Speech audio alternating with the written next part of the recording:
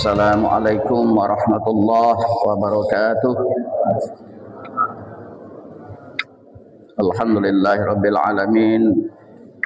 Wassalatu wassalamu ala asyrafil anbiya'i wal mursalin sayyidina Muhammad wa ala alihi wa ashabihi ajma'in.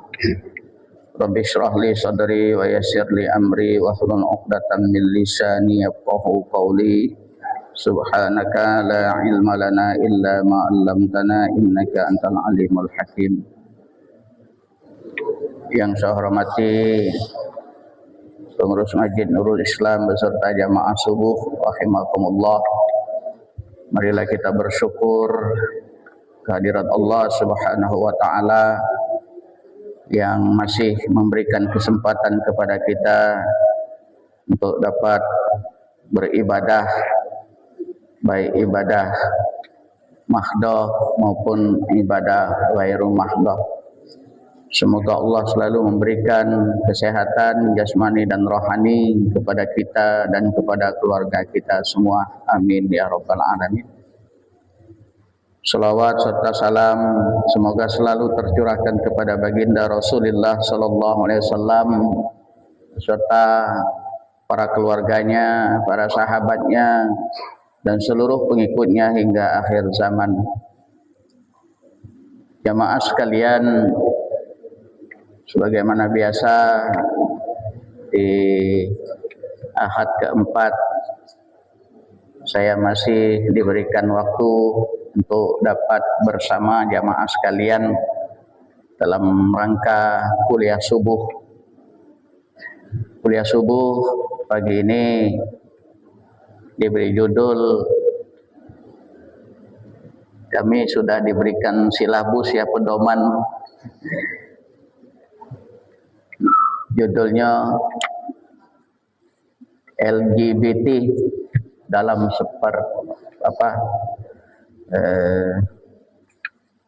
dalam pandangan Islam, dalam perspektif Islam.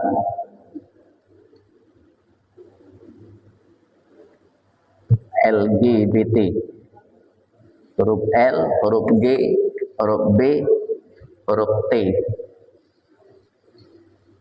L itu lesbian, ini hubungannya dengan masalah seksual ya. Lesbian itu menyukai sesama jenis, sesama wanita. G itu gay, menyukai sesama jenis laki-laki. B itu biseksual. Biseksual ini laju galau, pokoknya menyukai lebih dari satu jenis. Kemudian T itu transgender, dia lahir jenisnya laki-laki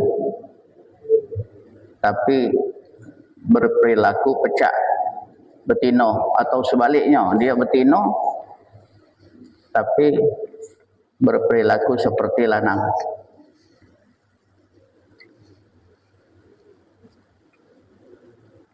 Keempat macam ini jamaah sekalian dilarang Islam. Orang Islam dilarang melakukan empat macam ini karena empat macam ini tidak layak untuk diterapkan dalam kehidupan manusia, karena Islam menyadari dan berpedoman kepada firman Allah, laqad khalaqnal insana fi ahsani taqwim. Telah kami ciptakan manusia itu dengan ciptaan yang sempurna. Bentuk tubuh manusia itu diciptakan oleh Allah untuk beribadah. Maka mulai dari berdiri tegak, ruku, sujud, duduk tahiyat, semuanya itu ada dalam rukun Islam, dan itu yang bisa melakukan hanya manusia. Oleh sebab itu manusia diberi oleh Allah Subhanahu wa taala akal supaya berpikir. Selain manusia atau jin, ya,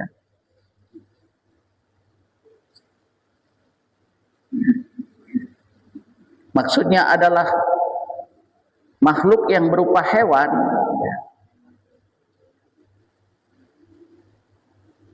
tidak ada yang bisa melakukan gerakan ibadah seperti yang dilakukan oleh manusia.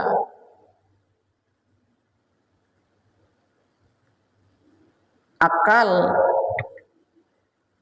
itu adalah salah satu anggota badan yang tertinggi, ada di kepala, tempatnya di atas. Kalau kepala ini sudah tidak berfungsi, maka tidak ada harga lagi diri kita ini. Orang yang akalnya hilang sudah tidak dapat lagi kita manfaatkan. Maka kepala ada di atas. Berbeda dengan hewan. Sapi, kepala sejajar.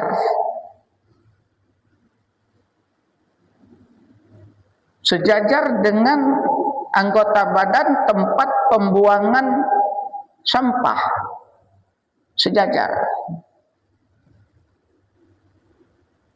Maka sapi tidak punya pemikiran.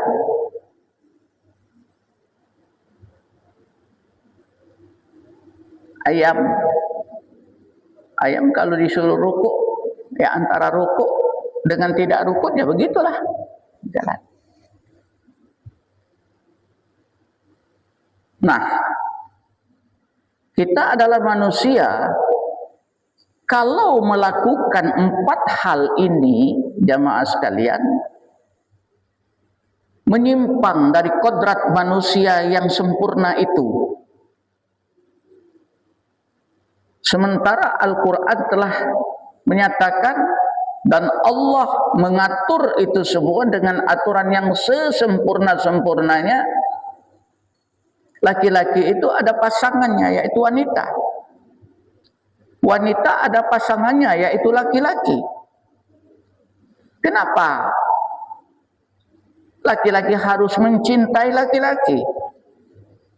Kenapa wanita harus mencintai wanita?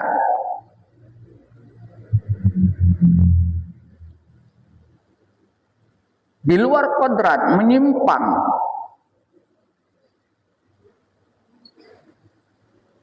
Kalau kita perhatikan hewan-hewan itu saja, dia tahu, bisa membedakan mana yang wanita, mana yang bukan. Saya dibuat bingung, Bapak Ibu sekalian di rumah itu bingung saya oleh hewan. Saya bingung. Ada kucing di rumah tuh, tapi kucing liar, badannya bagus, bersih, gagah, gesit, bisa manjat-manjat ke pohon bisa nih.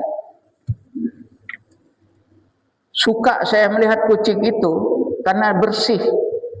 Bapak-bapak sekalian, saya amati kucing itu laki-laki apa perempuan.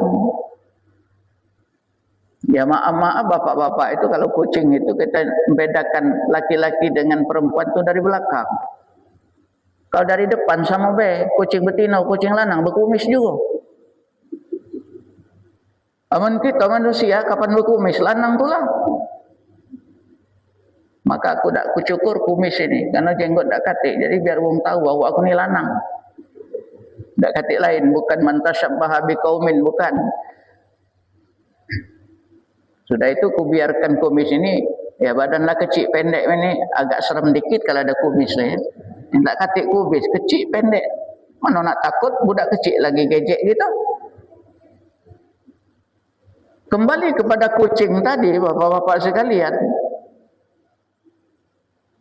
Ku jenguk dari belakang, tak katik tampak kejantanannya itu. Tapi begitu ada kucing lanang, dikejar kucing ini, sampai itu birit-birit. Mikir lagi aku, ngapa lagi aku kucing itu? Ya, kucing lanang itu. Nggak tahu kucing itu betina, dikejarnya. Sewaktu-waktu ada kucing lanang. Kucing lanang itu tidak tahu dengan kucing ini. Kucing ini yang tahu duluan. Begitu nengok kucing lanang, dia terbirit-birit lari sendiri. Sehingga saya berpikir, bapak-bapak, ngapa kucing ini? Sebanyak kucing yang datang ke rumah itu, kalau ada lanang dengan betina, gawe dia, nak pacaran tu lah. Tak ada dikejar. Karena penasaran Bapak Ibu sekalian, berusaha. Saya itu ingin mengetahui kucing ini gesit. Yang kucing kata aku betina tadi gesitnya. Aku ni wongnya kalau penasaran, kalau tak jelas itu tak puas. Lama kelamaan aku baca kelah doa-doa untuk kan lama-lama aku umpani kan. Jadi rupanya binatang pun kalau selalu diinjuk tu dekat Pak jinak. Aku unjuk dia. Nah, galak dia makan di tangan. Dia kata kena. Lama-lama aku kusuk palanya. Aku kusuk Pak. Lama-lama jinak. Kapan ku jinak, ku periksa. Maaf bapak-bapak, ibu-ibu, bukannya ada maksud lain ni. Karena pernah kapan ku periksa. Tak katik galau. Kelabin lanangnya katik, kelamin betinanya katik. Ya Allah, dikembiri rupanya.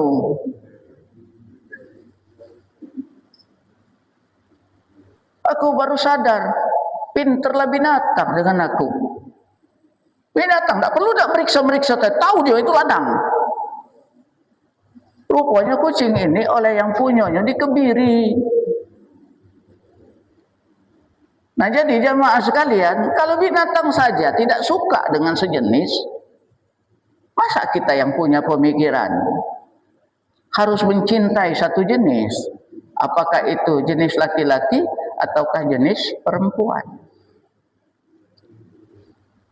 Jamaah sekalian, kita tidak berbicara tentang itu karena bukan ahlinya saya. Tapi 4 huruf ini, LGBT, itu dosa besar. Saking besarnya dosa, maka Allah azab kaum Nabi Lut. Nabi Lut itu lahir di daerah Irak.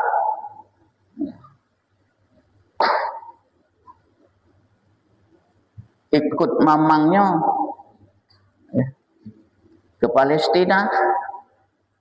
Siapa mamang Nabi Lut? Nabi Ibrahim ke Palestina. Begini dengan wong Sodom atau Sodom. Sodom itu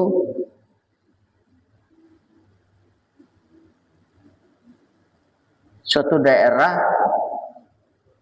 yang berada di, kalau tidak salah, di Yordania. Daerah Sodom itu perilakunya jelek, senang dengan sesama sejenis, gawenya nodong, merampok, pokoknya hal-hal yang dilarang lah, kezoliman. Maka Nabi Lut diutus oleh Allah untuk berdakwah ke daerah situ. Beginilah wong Sodom. Jadi Nabi Lut berupaya untuk menghilangkan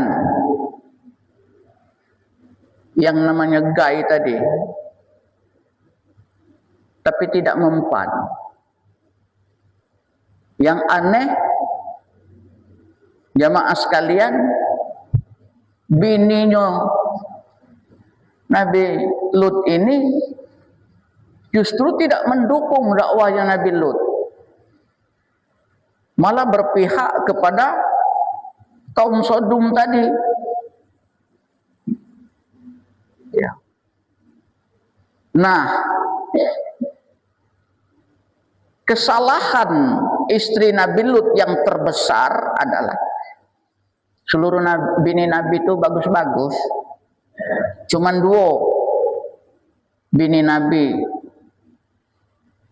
yang berkhianat kepada Nabi dan dapat azab dari Allah dan dinyatakan penghuni neraka. Satu, bini Nabi Lut. Yang kedua, bini Nabi Nuh.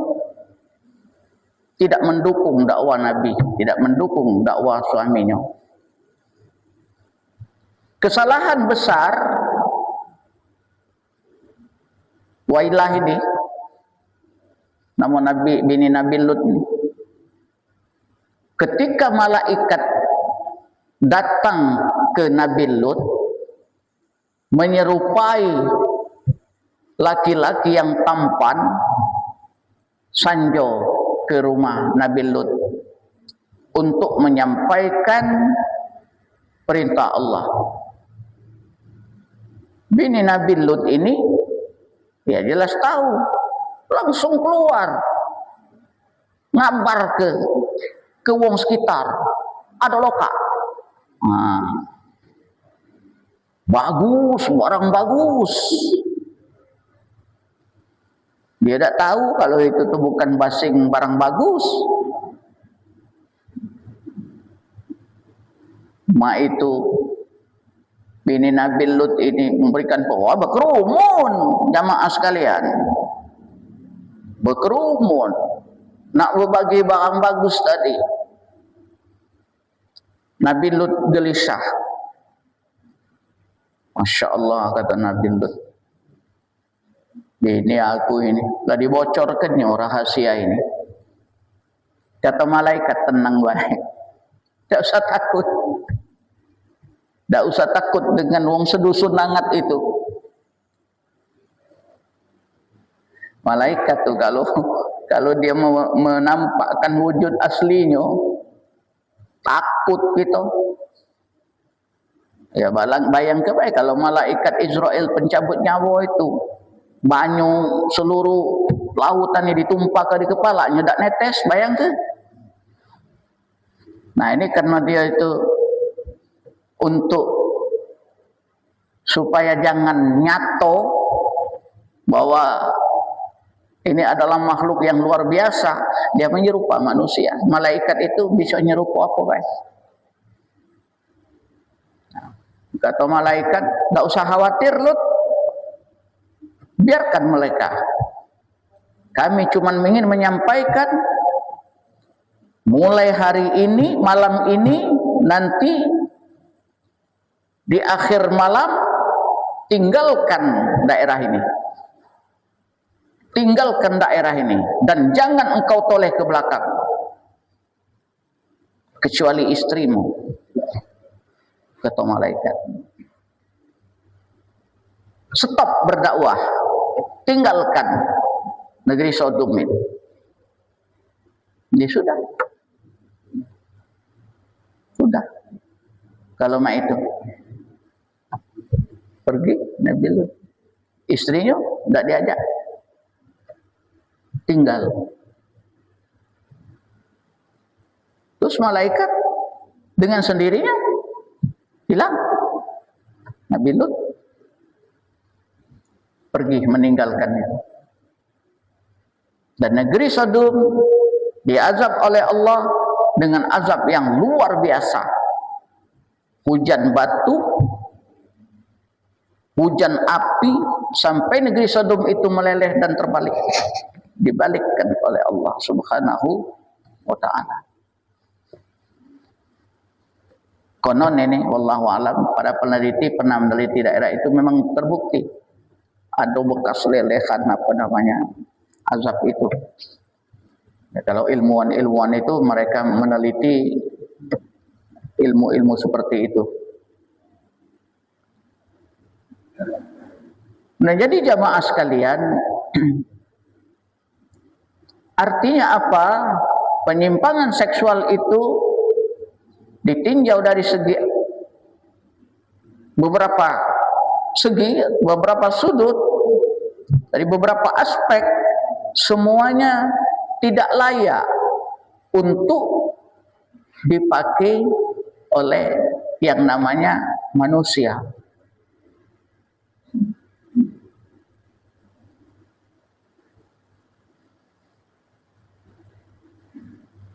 Jamaah subuh rahimakumullah, kalau kita berdasarkan ajaran Islam, maka kita tidak akan terima itu. Bukan kita tidak suka dengan apa yang disukai oleh sesama manusia. Yang kita tidak suka, dampak negatif daripada perilaku itu akan menimbulkan bencana bagi kita semua. Seperti yang telah dicontohkan di zaman Nabi Lut alaihi salam. Tugas kita adalah, bapak-bapak dan ibu-ibu sekalian, baru-baru ini memang ada ibu-ibu Patayat yang menolak itu.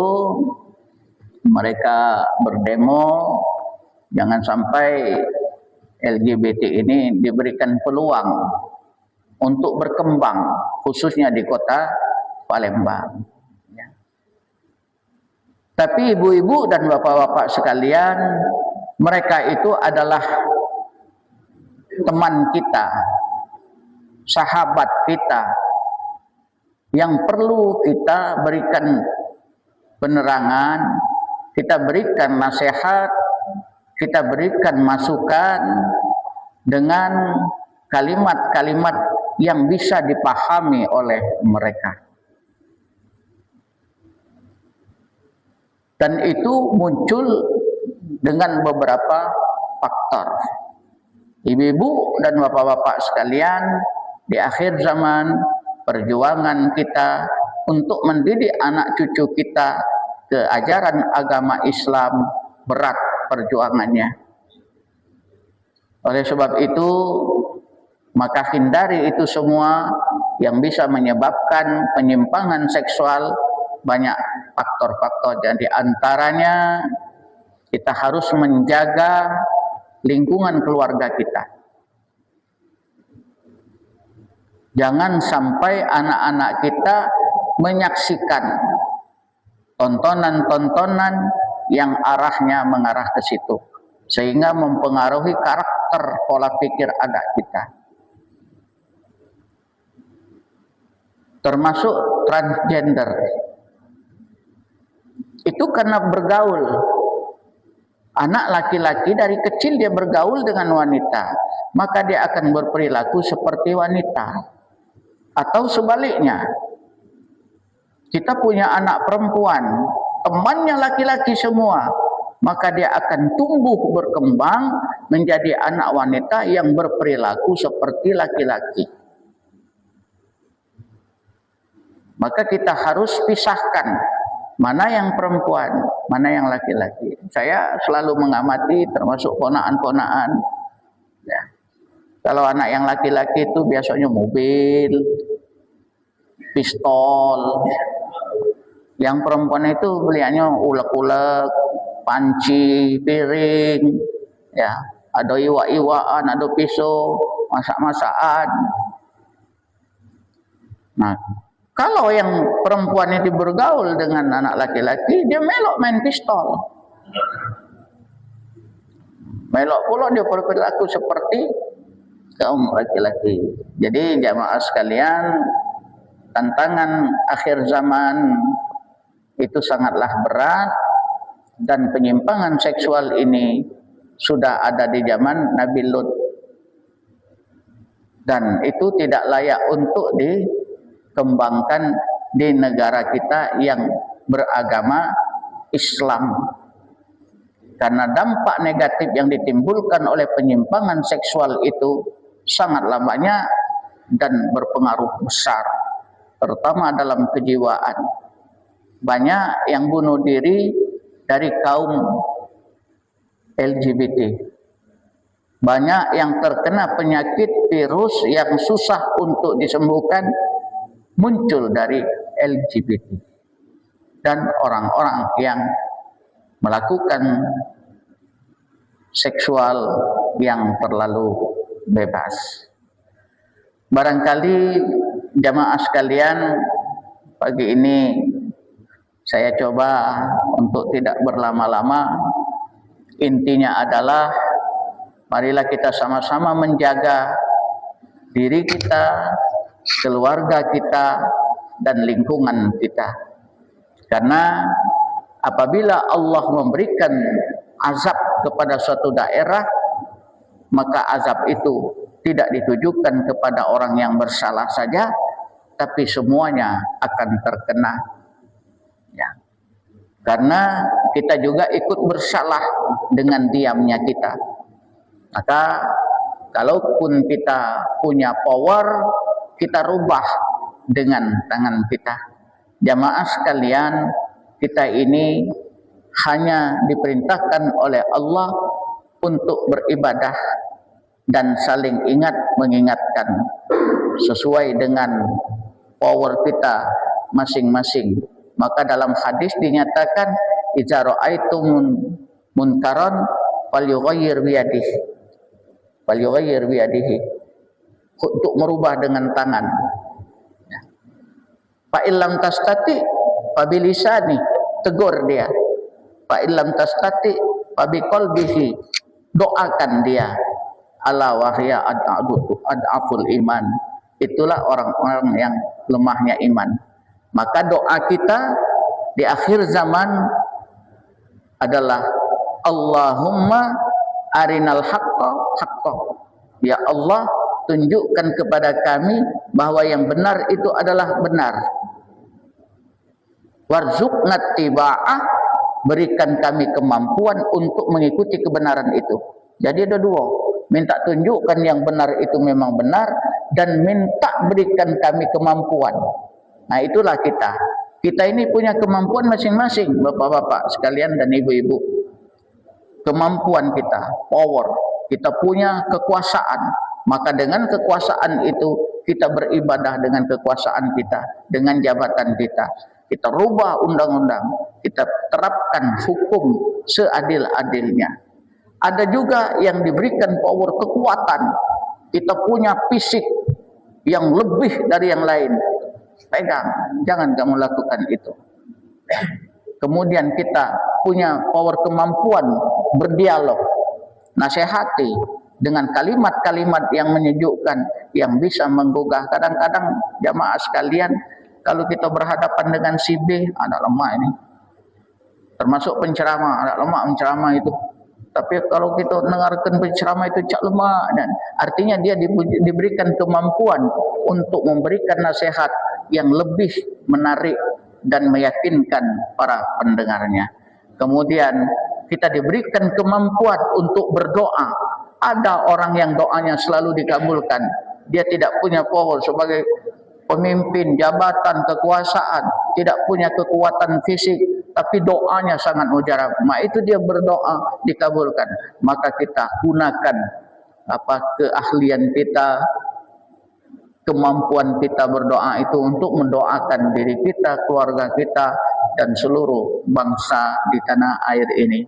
Semoga doa kita, usaha kita dikabulkan oleh Allah Subhanahu wa taala, dan kita berharap semoga negara kita, Republik Indonesia ini terlepas dari orang-orang yang membuat Allah murka, sehingga azab yang Allah berikan itu terkena kepada kita semua yang tidak melakukan ini. Inilah saja barangkali jamaah sekalian yang saya sampaikan. Maka terakhir ya, Nabi Lut sampai berdoa, Rabbi najjini wa ahli mimma ya'malun. Ya Allah, ya Tuhanku, selamatkan aku dan keluargaku dari perilaku yang mereka lakukan. Termasuk doa ini juga boleh nak kita amalkan. Kita ini kan minta diselamatkan dari perilaku orang-orang yang berbuat zalim itu. Rabbi najjini wa ahlihi mimma ya'malun. Ya Allah, selamatkan aku, selamatkan keluargaku dari perilaku orang-orang yang Engkau murkai. Dengan doa ini insya Allah kita, keluarga kita, dan termasuk sahabat-sahabat kita seiman dan seagama akan diselamatkan oleh Allah Subhanahu wa taala dari perbuatan mungkar. Jemaah sekalian, mudah-mudahan Allah selalu menyelamatkan kita dari segala macam keburukan dan kejahatan. Demikianlah yang dapat saya sampaikan. Bila ada hal-hal yang kurang berkenan, mohon dimaafkan. Dan mari kita berdoa bersama. A'udzubillahi minasyaitonirrajim. Bismillahirrahmanirrahim. Alhamdulillahirabbil alamin, wassalatu wassalamu ala asyrafil anbiya wal mursalin sayyidina Muhammad wa ala alihi wa ashabihi ajma'in. Alhamdulillahirabbil alamin. Allahumma ighfir lana wa liwalidina warhamhum kama rabbawna shighara. Ya Allah, ya Tuhan kami, ampuni dosa kami, ampuni dosa kedua orang tua kami, baik yang telah meninggal dunia atau yang masih hidup.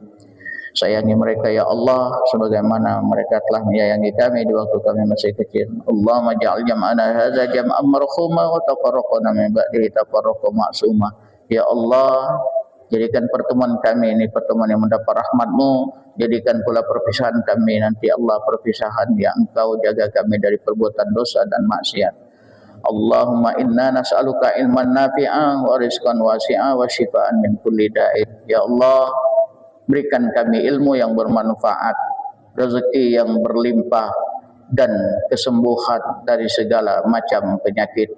Rabbana atina fid dunya hasanah wa fil akhirati hasanah wa qina azabannar. Walhamdulillahi rabbil alamin. Billahi taufiq wal hidayah. Wassalamualaikum warahmatullahi wabarakatuh.